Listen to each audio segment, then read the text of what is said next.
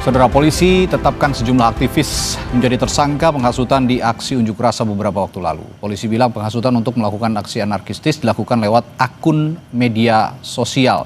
Dan bagaimana ini ditindaklanjuti, dan untuk membahas hal itu dalam kesempatan kali ini, kami akan membahasnya bersama Kepala Barreskrim Polri periode 2008-2009 Susno Duaji dan Direktur Eksekutif Amnesty International Indonesia Usman Hamid. Selamat malam Bapak. Selamat malam.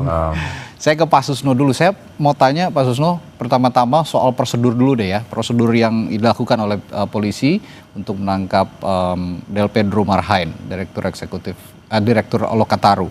Kalau menurut Anda prosedurnya sudah sesuai standar, sesuai KUHAP, karena ada penjemputan paksa juga yang saya garis bawahi, penjemputan paksa di malam hari.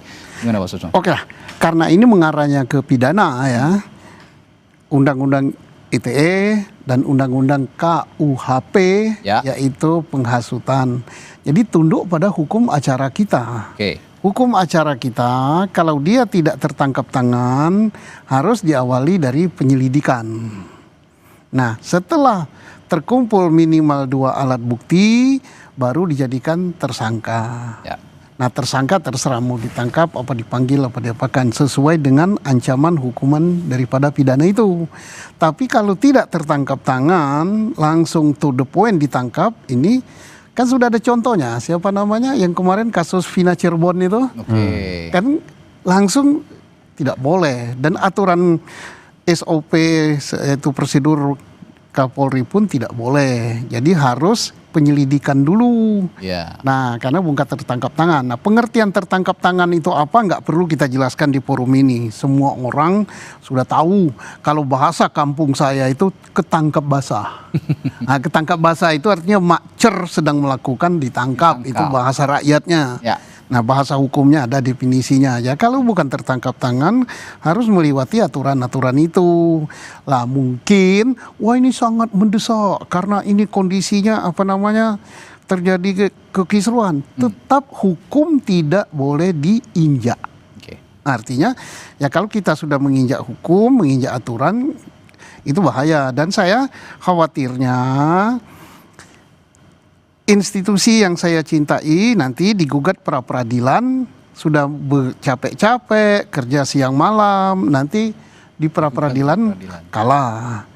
Nah, tapi nggak tahu kalau hakimnya sudah berubah juga ya, berubah juga pikirannya. Udahlah, ini karena waktu mendesak boleh gitu. Nah, nggak tahu. Tapi kalau aturannya ya begitu.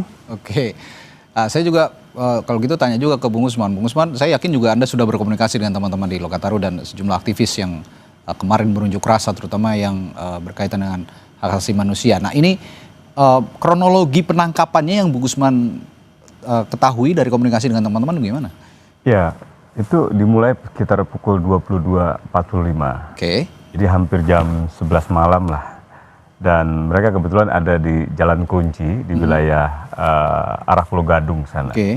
Nah, ada 8 orang anggota Polda Metro Jaya mengendarai beberapa mobil, salah satunya R3 warna putih. Nah, dalam proses penjemputan paksa itu, Del Pedro dan lainnya itu mencoba untuk meminta dasar penangkapannya, surat penangkapannya, misalnya. Warrant ya? Pasalnya apa? Ya arrest warrant lah. Tapi tampaknya mereka tidak memperlihatkan itu. Mereka berjanji nanti ditunjukkannya di Polda Metro Jaya. Nah, itu kan hal yang sebenarnya janggal. Kan apa susahnya? Kalaupun misalnya penjemputan paksa itu ada dasarnya, katakanlah seseorang sedang melakukan tindakan pidana yang dituduhkan gitu, yang sebenarnya tidak terjadi gitu. Tapi minimal dipertunjukkanlah supaya kita terbiasa dengan hukum acara pidana. Ketika polisi ingin menyentuh badan orang untuk merampas kemerdekaannya, ada surat perintahnya. Ada surat-surat yang memperlihatkan apa benar orangnya Del Pedro Marhain, apa benar umurnya, alamatnya, pasalnya dibacakan, diberitahukan.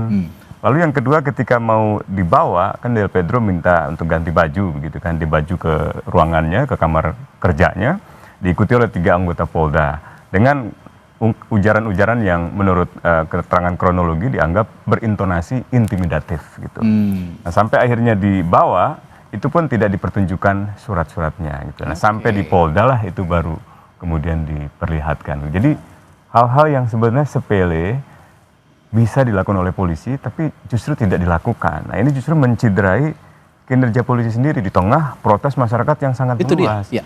Nah, ini juga terkesan terburu-buru begitu menangkap.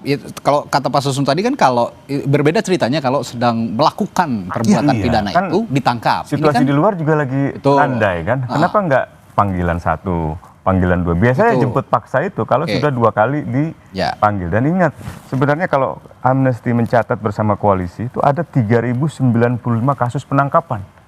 Banyak sekali, 3.000 lebih di seluruh Indonesia. Oke, di konteks ini ya, di konteks unjuk rasa hari-hari terakhir kemarin ini ya. Betul. Jakarta itu kurang lebih 1.438, Jawa Barat itu 386, Jawa Tengah itu 479, Yogyakarta paling tidak 9 kasus penangkapan, Jawa Timur itu 556 korban penangkapan, Kalimantan Barat 16, Bali 140, Sulawesi Selatan itu ada 10, Sumatera Utara itu ada 44 kasus, Jambi 17 dan seterusnya. Jadi ini polisi diharapkan mengambil langkah-langkah perbaikan setelah ada represi kemarin yang begitu. Klaritas moralnya kan sangat jelas ya, berlebihan lah tindakan menggunakan kendaraan taktis sampai melindas orang seperti itu. Gitu. Harusnya kan ada koreksi, harusnya ada tindakan-tindakan pembenahan, tapi justru arahnya malah ingin menyalahkan demonstran, malah ingin menyalahkan aktivis gitu. Kalau kata Pak Susno tadi, lembaga yang Pak Susno cintai dikhawatirkan malah digugat begitu ya. Nanti saya lebih jauh dari itu. Takutnya, saya mengkhawatirkan lembaga yang Pak Susno cintai itu nanti malah turun terus di mata publik citranya. Karena sekarang saja di konteks unjuk rasa masif beberapa hari yang lalu ini, itu juga sudah turun. Nanti malah tambah turun distrust untuk lembaga Polri. Bukan turun terus, bukan dikhawatirkan ya. Sekarang kan sedang pada posisi down ya. Betul. Turun. Nah, untuk memperbaikinya adalah dengan cara menegakkan hukum sesuai dengan benar. Tadi kita kaget ya, ada 1.000 berapa? Totalnya 3.095 kasus. Sekian penangkapan yang tidak sesuai dengan prosedur. Nah, kalau misalnya Polri nggak percaya, tidak salah dipanggil beliau, diajak koordinasi, minta datanya. Data itu untuk apa? Untuk perbaikan. Kan ada Kapolda, Kapolri ini yang harus perbaiki. Polda DKI, Polda Metro, kamu telah melakukan penangkapan dengan tidak sesuai prosedur sekian. Kita tahu ini adalah keadaan unjuk rasa dan ini sangat berbahaya dan polisi selalu membawa ini kepada ranah hukum. Orang-orang itu ditangkap karena dituduh melanggar hukum kan, bukan dituduh karena unjuk rasa. Kalau unjuk rasa itu tidak melanggar hukum, justru itu hak konstitusi dalam sebuah negara demokrasi yang harus dilindungi. Itu unjuk rasa. Nah, sekarang kenapa ditangkap? Karena kata polisi mereka ini melanggar hukum. Karena dia melanggar hukum ditangkap. Oleh karena itu terhadap orang melanggar hukum jangan juga dilakukan pelanggaran hukum. Nah, artinya apa? Ditangkaplah kalau mau ditangkap dengan sesuai prosedur. Ada surat perintah penangkapan, kemudian ada penyelidikan, ada itulah prosedur yang kita sepakati di negeri ini. Tapi kalau prosedur itu kita injak-injak, yang nginjak juga aparat saya sendiri, saya sedih. 1.300 dengan alasan, wah ini terpaksa. Ya terpaksa tuh bagaimana? Tetap harus kita hormati.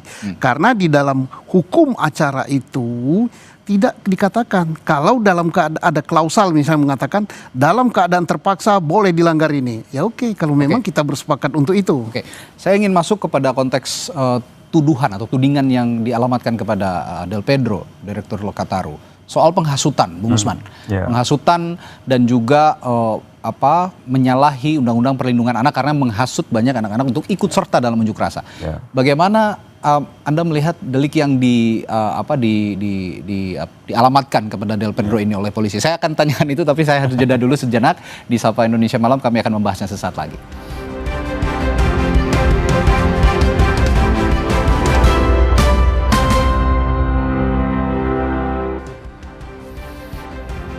Diskusi di Sapa Indonesia Malam berlanjut. Tadi saya tanyakan ke Bung Usman bahwa kita bicara soal tuduhan penghasutan yang dialamatkan kepada Del Pedro Marhain, Direktur Eksekutif yang saat ini ditetapkan sebagai tersangka kasus penghasutan yang juga mengajak sejumlah anak-anak di bawah umur katanya.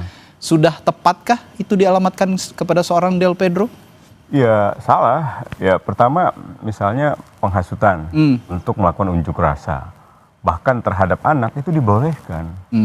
ingat waktu 2019 ada perdebatan ketika anak-anak SMA turun ke jalan. Ya, saya ingat itu. STM turun ke jalan. Lalu pemerintah dan jajaran kepolisian melarang. Tiba-tiba muncul pernyataan pers dari kantor PBB yang menegur pemerintah Indonesia, mengatakan bahwa anak-anak pun berhak untuk berunjuk rasa. Justru negara wajib melindungi mereka. Jadi kalau Pedro dianggap katakanlah menyerukan, mengajak, menghasut anak-anak untuk demonstrasi, menyatakan pendapatnya, itu tidak ada yang salah. Misalnya kalau pakai undang-undang tadi perlindungan anak ya kan, penghasutan untuk kegiatan militer dilarang, kegiatan politik dilarang. Kegiatan yang mana nih? Kegiatan unjuk rasa nggak bisa dilarang. Tapi kalau kegiatan misalnya melakukan kekerasan, kan incitement atau penghasutan itu, sebenarnya incitement ada beberapa hal. Yang pertama kerusuhan atau diskriminasi rasial, agama dan seterusnya. Yang ketiga adalah kekerasan. Saya kira nggak ada satupun kata. Kalaupun dia mengatakan misalnya, saya coba cari sumber polisi ya, dari pihak kepolisian mengatakan kepada saya, itu ada kalimat dia yang misalnya mengatakan pukul mundur kepolisian, lawan kepolisian. Nah itu kan kata-kata yang sifatnya alegorik ya. Misalnya kayak dalam kampanye iklim, pukul mundur perubahan iklim, itu kan sesuatu yang sifatnya alegoris saja, nggak dalam arti literal yang bisa diterjemahkan untuk bakar kantor polisi, itu kan nggak bisa gitu. Nah itu apalagi yang saya lihat tadi penjelasan konferensi pers pihak kepolisian kan perannya apa? Perannya collab, maksudnya mengundang kolaborasi di dalam postingan Instagram. Live Instagram ya. Itu kan bukan tindakan pidana itu. Saya khawatir. Itu cara, metode supaya pesan dia tersampai ke masyarakat. Dan di era digital ini ya memang begitu medianya. Biasa berkolaborasi. Bisa aja misalnya Mabes Polri berkolaborasi dengan Kementerian Hukum dan HAM dalam Instagram untuk menjelaskan sesuatu itu kan. Itu kan nggak ada pidananya. Kalau gitu saya masuk ke status tersangkanya akhirnya tidak cukup kuat lah ya. Lemah sih. Sangat-sangat lemah. Gansannya akan kesulitan juga ke depannya untuk pembuktian. Selanjutnya ke Pak Susno. Kalau begitu alih-alih ini polisi ini mencari dalam tanda kutip ya biang kerok kerusuhan kemarin dalam unjuk rasa, ini sebenarnya kegagalan polisikah untuk mencari anarko sesungguhnya sebenarnya? Jadi begini, makanya saya katakan tadi pada waktu sidang kode etik dan saya wawancara juga ya dengan salah satu stasiun swasta, terjadinya chaos atau kekerasan itu kita harus evaluasi. Jangan kita melihat keluar, apa betul ada unsur luar yang masuk. Kalau unsur luar yang masuk berarti pengamanan kita terhadap unjuk rasa kurang bagus. Karena unjuk rasa ini apapun alasannya harus jalan. Unjuk rasa harus jalan. Kalau unjuk rasa ini terganggu berarti yang mengamankan unjuk rasa yang nggak benar. Kemudian karena unjuk rasa ini hak demokratis tidak boleh dibubarkan. Alasan apapun juga. Jadi jangan sampai dorong, udah selesai, nggak boleh. Biasanya alasannya jam 6 sudah sore. Tidak boleh, harus dia berjalan. Nah kemudian dari aparat, karena ini pengertian mengamankan itu bukan membubarkan. Artinya melindungi mereka supaya unjuk rasa bisa berjalan. Mari kita berubah pola pikir kita dari Orde Baru kepada negara demokratis, sudah berubah. Nah termasuk di dalam mengeterapkan hukum tadi, saya bagus sekali itu ya. Mentersangkakan seseorang, kita sudah punya UHAP yang bagus kok. Ada prosedurnya, ada apanya. Tidak bisa.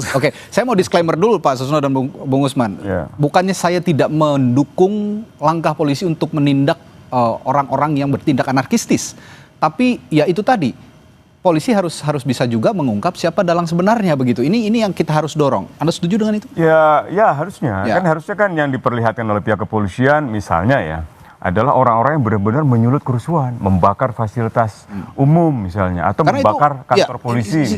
Saya selang sedikit, karena kemarin juga kita mendengar atau ya berseliweran, ini sekaligus klarifikasi juga ya, untuk Pak Susno mungkin ada informasi juga, bahwa yang datang ke aksi unjuk rasa itu berbeda dengan yang sudah berunjuk rasa sejak waktu-waktu sebelumnya, tiba-tiba datang ke halte membakar, melakukan perusakan, ini sudah ada yang memobilisasi. Nah pola semacam itu yang harus diselidiki. Nah, kalau saran kami, bentuklah tim gabungan pencari fakta atau tim gabungan investigasi independen. Ada unsur kepolisian, ada unsur masyarakatnya, ada unsur tokoh-tokoh yang punya integritas, punya keahlian gitu. Sehingga kita sama-sama bisa mengetahui apa sih sebenarnya yang sesungguhnya terjadi. Saya kira ada yang memang organik, ada yang tidak. Yang organik itu misalnya ketika kejadian Afan Kurniawan, itu kan benar-benar orang semua marah gitu, dan banyak yang spontan datang ke misalnya tempat-tempat Brimob misalnya. Oh ya, oke, Brimob. Tapi ada juga yang mencurigakan gitu. Misalnya kenapa sampai rumah Sri Mulyani gitu atau rumah anggota dewan bisa begitu mudah diserang di dini hari gitu misalnya. Gitu.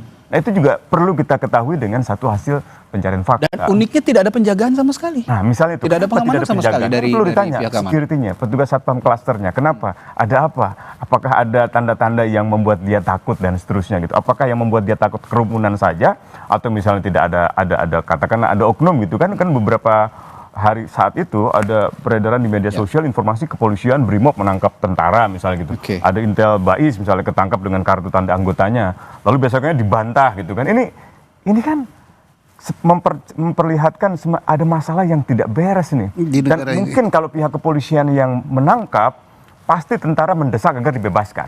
Nah sebaiknya ada tim investigasi independen untuk melihat dan menengahi situasi seperti ini. Ya, sekali lagi diskusi kita malam hari ini tidak untuk, saya sama sekali tidak berharap peristiwa kemarin itu terjadi. Jangan. Saya sama sekali tidak berharap. Tapi Pak Susno, kemarin itu yang terjadi kemarin itu kan kemarahan publik yang sudah menumpuk dari hari ke hari, dari bulan ke bulan, dari tahun ke tahun. Jika ini juga terjadi sekarang, mungkin tuding-menuding aktivis yang ditangkap ini akhirnya tidak terbukti, publik kan juga akan tersenggol lagi egonya, akan tersenggol lagi emosinya. Bagaimana polisi harus bersikap kalau begitu?